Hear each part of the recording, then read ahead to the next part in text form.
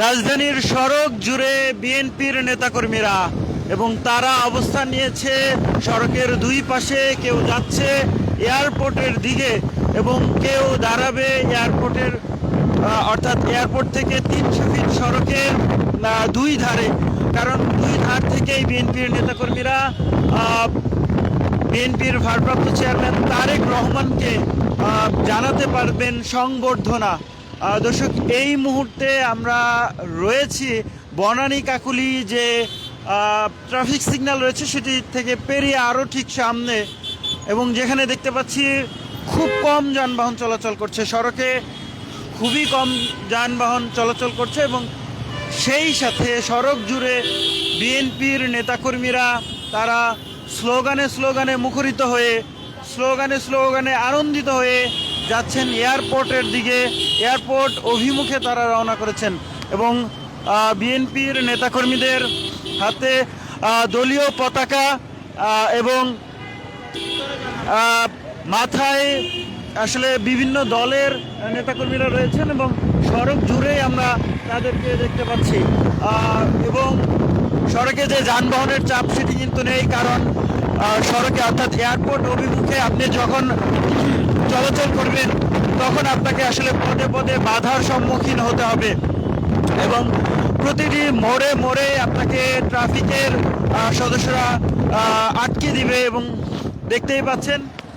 এবং শুধু তাই নয়, বিএনপির নেতাকর্মীরাও রয়েছেন। যেমনটা আসলে বলছিলাম, দীর্ঘ 17 বছরের নির্বাসিত জীবন শেষে দেশে ফিরছেন বিএনপির ভারপ্রাপ্ত চেয়ারম্যান তারেক রহমান এবং তারেক রহমানের দেশে ফেরাকে কেন্দ্র করে ঢাকা শহরের প্রতিটি সড়কে মানুষের ঢল নেমেছে, বিএনপির নেতাকর্মীরা নেমেছেন এবং বিএনপির পক্ষ থেকে প্রায় 50 লাখ মানুষের গণজমায়েতের আয়োজন করা হয়েছে, যেটি 300 ফিট এলাকায় এই আয়োজন করা হয়েছে এবং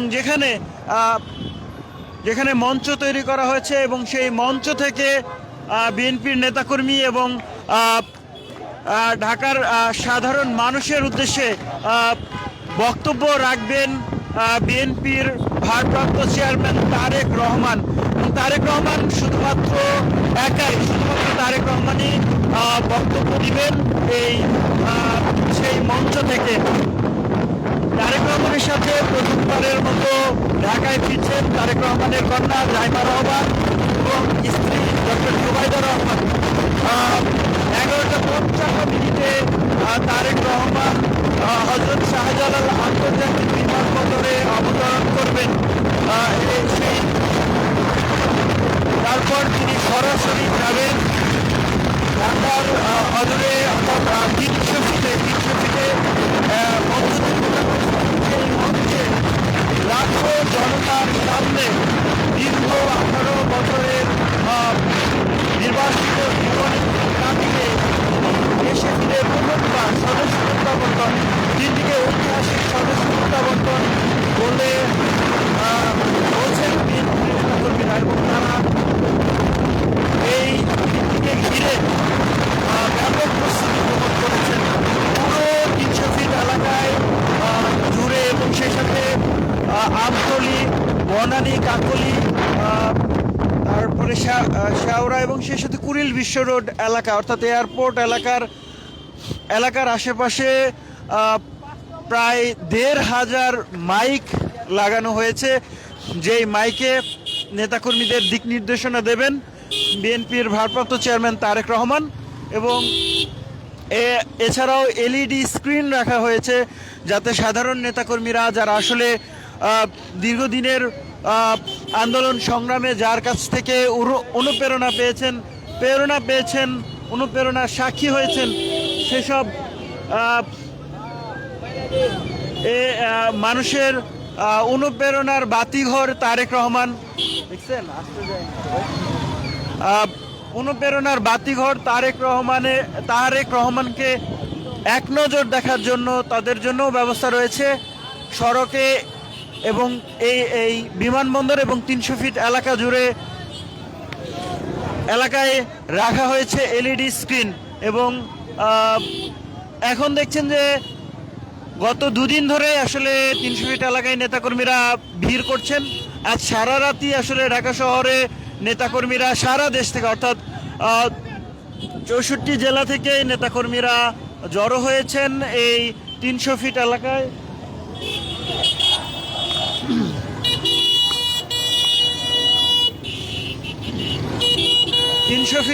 এবং 300 ফিট এলাকা তারা যেমন ছিলেন, অনেকে রাত্রি যাপন করেছেন সেখানে। অনেকে বলছিলেন যে তারা যদি আসলে জায়গা না পান, সেই জায়গা যাতে পান সেই কারণেই আগে থেকে তারা এসেছিলেন। এবং সড়কে ব্যানার, প্ল্যাকার্ড, ফেস্টুন অর্থাৎ বিএনপির পক্ষ থেকে বড় বড় ব্যানার সাটিয়ে দেওয়া হয়েছে এবং সড়কের তাকে অভ্যর্থনা অর্থাৎ স্বাগত জানানোর জন্য বিভিন্ন স্লোগান সেই ব্যানারে রয়েছে। এলইডি স্ক্রিন থেকে শুরু করে সনাতন পদ্ধতির ব্যানার সব জায়গায় রয়েছে। এবং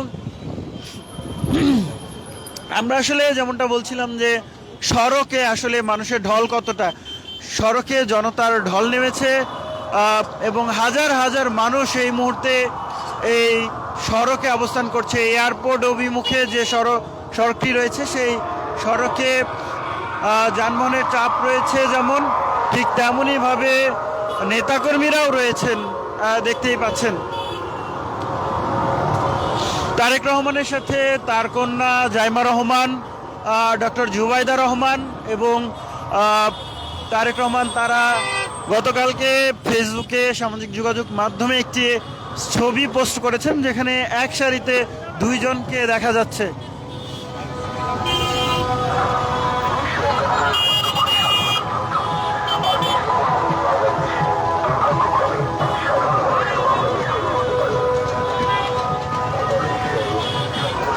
ঢাক ঢোল বাজিয়ে তারেক রহমানকে অভ্যর্থনা জানাতে, স্বাগত জানাতে বিএনপির নেতাকর্মীরা জড়ো হয়েছেন, দেখতেই পাচ্ছেন সেই চিত্র। এবং নেতাকর্মীরা এই ঢাক ঢোলে মুখরিত হচ্ছে রাজপথ, যে রাজপথে দীর্ঘ 17 বছর বিএনপির নেতাকর্মীরা আন্দোলন করেছেন, সংগ্রাম করেছেন। সেই রাজপথে বিএনপির নেতাকর্মীরা জড়ো হয়েছেন তাদের সেই প্রিয় নেতা তারেক রহমানকে স্বাগত জানাবার জন্য। এবং দেখছেন সেই চিত্র, বিএনপির নেতাকর্মীরা ঢাকঢোল পিটিয়ে সেই দিনটি অর্থাৎ আজকের 25শে ডিসেম্বর তারেক রহমানের স্বদেশ প্রত্যাবর্তন দিবস, স্বদেশ প্রত্যাবর্তন পালন করছেন এবং তারা সামনের দিকে এগিয়ে যাচ্ছেন এয়ারপোর্ট অভিমুখে। যদিও আসলে এয়ারপোর্ট অভিমুখে যানবাহন চলাচল করতে দেওয়া হচ্ছে না এবং বিএনপির যারা নেতাকর্মী রয়েছেন তারা এই মুহূর্তে 300 ফিটের দিকে যাবেন, কারণ সেখানে প্রায় 50 লাখ মানুষের গণ জমায়েতের আয়োজন করেছে বিএনপির পক্ষ থেকে। সেখানে বিশাল মঞ্চ তৈরি করা হয়েছে যেখানে তারেক রহমান, শুধুমাত্র তারেক রহমান একাই সেই জনতার মঞ্চে বিএনপির নেতাকর্মীদের উদ্দেশ্যে, বাংলাদেশের মানুষের উদ্দেশ্যে ভাষণ দিবেন তারেক রহমান। এবং তারেক রহমানের সেই স্বদেশ প্রত্যাবর্তনকে ঘিরে বিএনপির নেতাকর্মীরা জড়ো হয়েছেন এবং এই মুহূর্তে যাচ্ছেন এয়ারপোর্টের দিকে। সেই চিত্র দেখানোর চেষ্টা করছিলাম।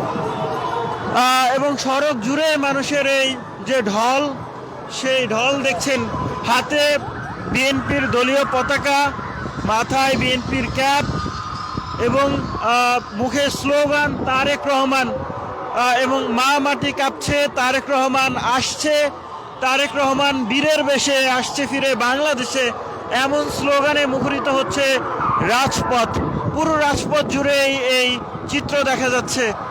যতটা চোখ যায় বিএনপির নেতাকর্মীদের সেই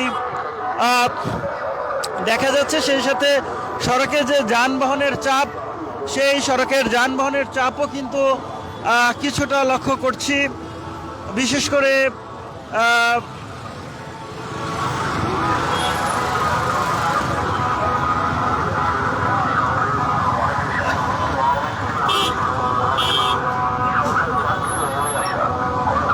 আন্দোলন সংগ্রামের বাতিঘর, আন্দোলন সংগ্রামের প্রেরণা বিএনপির ভারপ্রাপ্ত চেয়ারম্যান তারেক রহমান, তিনি দেশে ফিরছেন এবং তার দেশে ফেরা উপলক্ষে দিনটিকে ঐতিহাসিক স্বদেশ প্রত্যাবর্তন বলছেন বিএনপি এবং বিএনপির নেতাকর্মীরা সড়ক জুড়ে অর্থাৎ রাজপথ জুড়ে, যে রাজপথে এতদিন আন্দোলন সংগ্রামের সঙ্গী হয়েছেন, সেই রাজপথে তারা আজ বিএনপির ভারপ্রাপ্ত চেয়ারম্যান